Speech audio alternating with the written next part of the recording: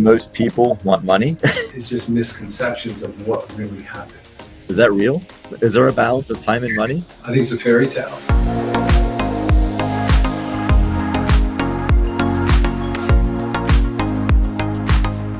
Welcome to a Day in the Life webinar. Excited to be here with you guys. The purpose of this webinar, so it's a day in the life of a real estate agent. So what we're looking to accomplish is to peel back the curtains on what a day in the life of a real estate agent is really like, and to how to be a successful real estate agent in this market. And whether you're just thinking about getting your license, maybe you're new to the industry, but even if you're a veteran, our goal is to just share some great nuggets for everybody and hopefully get some good content that you can take back and apply to your business. I'm joined by Jordan Vreeland here, CNO and visionary of Vreeland Real Estate. Welcome, Jordan. Jordan, if you don't mind, sir, we'll get started. So can you please maybe just share a little bit about yourself and maybe how you came up with the idea of creating such a unique platform for agents to thrive in? This business I've been in 25 years.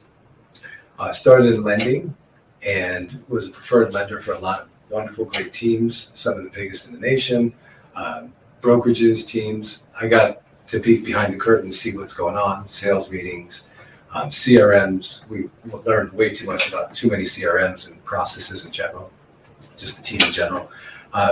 We looked at, ways that it could be better.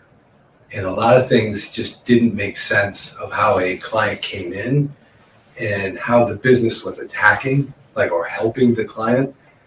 It was sloppy altogether. And we just looked at it, we analyzed, we tried to perfect, and we just thought that we had a better way of making a smoother process for the client. Let's start with maybe the motivations of becoming a realtor.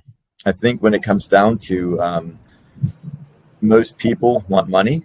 They think they can get a lot of money from becoming an agent. Maybe the money will rain from the sky if they get their license. Not always the case, but that's a biggie. And then just the ability or the thought of helping people achieve homeownership. I think that's huge for a lot of people. The money that comes with that or being part of that process. They love the idea of becoming an agent and to, again, help people achieve the dream of homeownership while making a lot of money while doing it.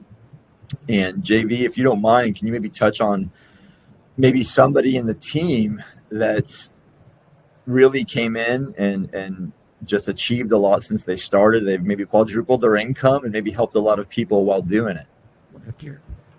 Yeah, I had one-on-ones this morning, so I could set an attestment to it.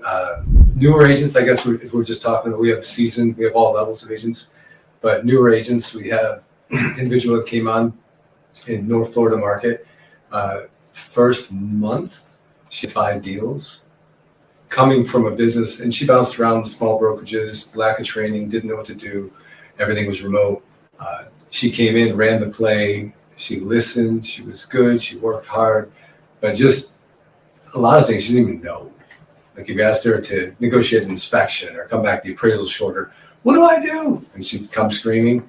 Right, and then the team leads and everybody else would jump in and help. But it's exciting to see her lift off and not having any experience before and just running and gunning and just trying to figure it out. But then going into a system and help through team and all facets of it, it's really fun to see somebody have their breakthrough and get really excited and helping clients a whole lot.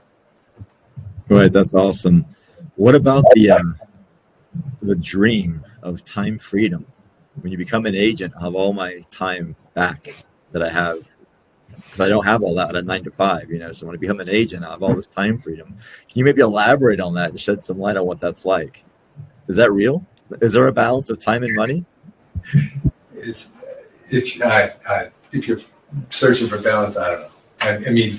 You can try to find it. There is no balance. There is balance. There's time boxing, time block. There's all these things that go on.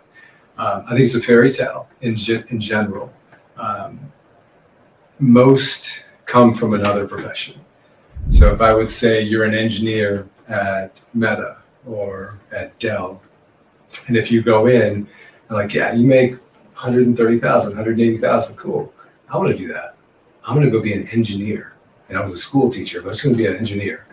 And then I'm mad because I had to work 12-hour days or 14-hour days, and then I wasn't making the money, and hurry up. I've been here 9 days, hurry up, or 60 days. So it's almost a fairy tale, because you think there's a high fall through ratio, but it's really tough. It makes sense. Like, you're coming from being a school teacher or VP at a marketing company or whatever profession you came before, and you want this instant gratification, and you want to work out of your living room, and I'm just going to dedicate about 2 to 3 hours. I'm going to do a couple tours, have a coffee, go to Starbucks, and then I'm done. I'm done for the day. So it doesn't make any sense. Like, I can't go into another business and go to being a mechanic tomorrow and going there for 2 hours and then getting pissed off that it's not working. Like, the fairy tale doesn't make any sense. Now, is there any ability to get some time? Is you like gonna be working 24/7? No, it's how Like a vacation.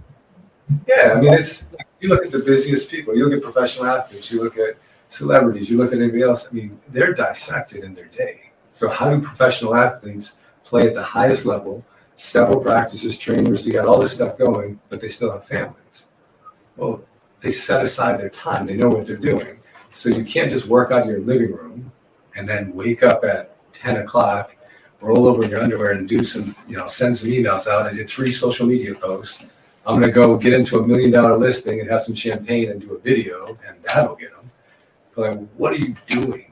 And it's, to a lot of agents, it's not their fault. Like, they don't know any better. They watch the TV show, Netflix or any other show, and they saw these things happening, and you think, holy cow, that's what I do.